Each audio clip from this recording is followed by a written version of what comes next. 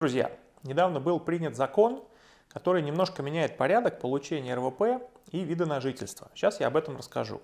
Сам закон был подписан 26 октября этого года, 24, и вступает в силу 25 января 2025 года. Ну, то есть вот тут 1,5 месяца осталось, уже будем жить, в этом смысле по-новому.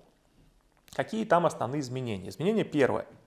Теперь, после заключения брака, просто так на РВП подать нельзя. Сначала нужно в браке прожить 3 года. Этот момент вызывал много споров. Понятно, что люди борются с фиктивными браками. Их тоже какое-то количество у нас есть. Но получается, что теперь, если человек приехал, скажем так, по-честному, по любви женился, то просто так на РВП подать нельзя. Надо сначала вместе прожить 3 года. سلام دوستان، سنجش شناسنامه خروجی یعنی که زگرم پاسپورت برای شما مشکل شده است و شما نمیتوانید در کجا چطور بسنجید و ما پیش راه این مشکل شما را گرفتیم. شما اکنون میتوانید در خانه نشسته پاسپورت های خود را بسنجید و جواب درست را بگیرید. تنها با طریق واتساپ با این برادر صحبت کنید. این برادر بر شما چیزی گفت همان کار را بکنید. البته جواب پوره و عمیق به شما روان میکنند. و امروزها هم ای کار را رایگان نمی شود کرد، یعنی که اینها حق کاریشان را نیز میگیرند. به شما برای کار. Более того, если вы заключили брак, соответственно, там получили РВП, допустим, уже вот у вас, да, РВП, если есть, и брак расторгнут, то РВП аннулируется. То же самое касается, если вы, вот опять же, да, по этой короткой схеме фиктивных браков, если вы получили РВП, сразу подали на вид на жительство, потом расторгли брак, то такой вид на жительство тоже аннулируется. Это вот важный момент. Все делается для того, чтобы, скажем, убрать фиктивные браки как явление вообще в нашем обществе. Что касается видов на жительство, если вы получили вид на жительство по совместному ребенку, да, то есть вы заключили брак с гражданином РФ или с гражданкой РФ, у вас в браке родился ребенок, но очевидно, что это не фиктивный брак. Да? В фиктивных браках дети не рождаются, да, там только документы получаются. Поэтому если у вас родился совместный ребенок, то вы сразу подаете на вид на жительство даже без РВП.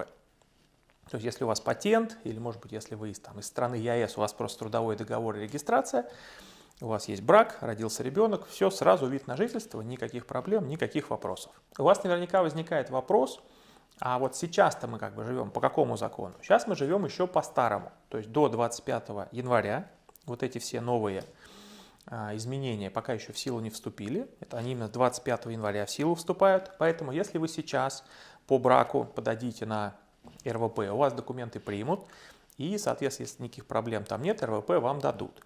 Если, может быть, вы уже подали на РВП по браку, документы находятся на рассмотрении, опять же, если к вам никаких вопросов нет, то РВП вы тоже получите, то есть обратной силы закон не имеет. Хорошим моментом вот этих новых изменений является то, что теперь, если у вас есть брак, да, вот вы, допустим, после 25 января заключите брак, РВП, к сожалению, да, сразу получить нельзя, но зато можно спокойно в течение года жить вместе с супругом, без выезда можно продлевать это и продлевать многократно. Даже если вы из визовой страны, то можно без выезда каждый раз на целый год продлевать визу на основании того, что у вас здесь супруг или супруга. Просто пребывание касается, конечно же, если вы не работаете, да, не осуществляете трудовую деятельность.